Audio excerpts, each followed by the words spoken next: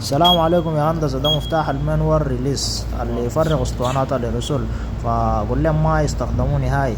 تمام. وعندك مفتاح المانوال اكستنشن ديسيبل او مفتاح الصيانة، ده لو شغله يفصل لك الكهرباء عن الاسطوانات، الكهرباء ما توصل للاسطوانات. تمام. وعندك الابور سويتش، ده فايدته ايقاف مؤقت بس لل30 ثانية اللي بتظهر لك في الشاشة. آه، لو ضغطته يفصل لك ايقاف مؤقت بس، يعني ما عندي اي حاجة تانية. ودي الحاجات الموصلينها في الغرفة بتاعت الرقم 9. تمام. 2 جرس برا واسطوانة يرسول، اسطوانتين يرسول، وكاشف دخان وكاشف حرارة. ونبههم ما يستخدموا مفتاح المانوال ريليس نهائيا، لو سحبوا المفتاح لتحت يفرغ لهم الاسطوانات طوالي. السلام عليكم.